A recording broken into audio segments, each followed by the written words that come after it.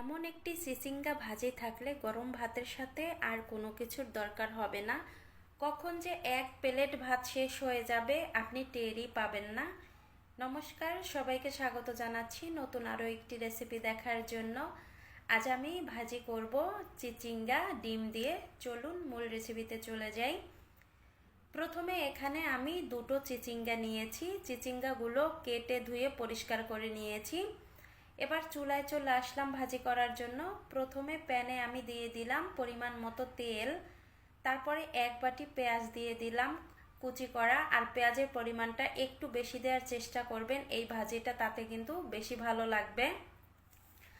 পেঁয়াজগুলো আমি ভাজি করে নিয়েছি। এখন এখানে দিয়ে দিলাম কাঁচামরিচ ফালি করা। কাঁচামরিচ দেওয়ার পরে আবারও আমি কিছুক্ষণ এই পেঁয়াজগুলো ভাজি করে নিব, যাতে আর একটু কালারটা চেঞ্জ হয়।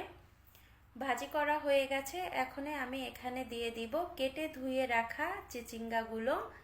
চিচিঙ্গাগুলো দেওয়ার পরে এবার পেঁয়াজের সাথে একটু মিশিয়ে নিব, যাতে নিচে পেঁয়াজটা না পুড়ে যায়। এবার এখানে দিয়ে দিব স্বাদ মতো হলুদ গুঁড়ো। এরপরে আমি এখানে দিয়ে দিব স্বাদ মতো লবণ। লবণ আর হলুদ দেওয়া হয়ে গেছে। এখন আমি লবণ আর হলুদ চিচিঙ্গার সাথে ভালোভাবে মিশিয়ে নিব। ভালোভাবে মিশিয়ে নেওয়া হয়ে গেছে।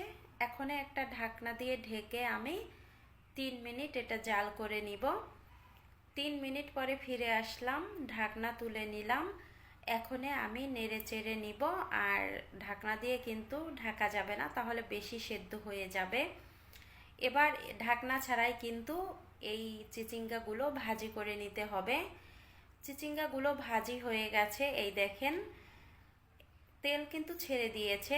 এবার আমি এই চিচিঙ্গাগুলো এক পাশে করে নিব। এক পাশে করে নেওয়া হয়ে গেছে। এখন চিচিঙ্গার মধ্যে যে তেলগুলো আছে সেই তেলগুলো আমি এ পাশে নিয়ে আসব। এখানে নতুন করে আর তেল দিলাম না। এই তেলেই আমি দিয়ে দিলাম 3টা শুকনো মরিচ। শুকনো মরিচগুলো ভাজি করে নিয়েছি, এখন এক পাশে রেখে দিব। এবার আমি এখানে দুটো ডিম ভেঙে দিব। প্রথমে একটা ডিম ভেঙে দিলাম, এবার অন্যটাও দিয়ে দিলাম। চাইলে একটা ডিম দিয়েও ভাজি করতে পারেন, আরও দুটোর বেশি দিয়েও ভাজি করতে পারেন। এবার এই ডিম দুটো ভালোভাবে ভাজি করে নিব। আর গ্যাসের ফ্লেম এখন কিন্তু আমি মিডিয়াম হিটে রেখেছি, যাতে চিচিঙ্গাগুলো না পুড়ে যায়। এই তো ডিমগুলো ভাজি হয়ে গেছে, দেখেন কত সুন্দর একটা কালার চলে এসেছে। এবার আমি চিচিঙ্গার সাথে ভালোভাবে মিশিয়ে তারপরে আর একটু জাল করে নামিয়ে নিব। আর এই পর্যায়ে এসে ডিমগুলো দিলে ডিমগুলোর স্বাদ আর চিচিঙ্গার স্বাদ কিন্তু বেশি পাবেন।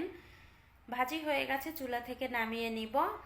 খুবই মজার এই রেসিপিটি, আপনারা বাসায় একবার হলেও কিন্তু ট্রাই করে দেখতে পারেন। আশা করি সকলের কাছেই ভালো লাগবে। আজকের ভিডিওটা আমি এখানেই এন্ড করলাম।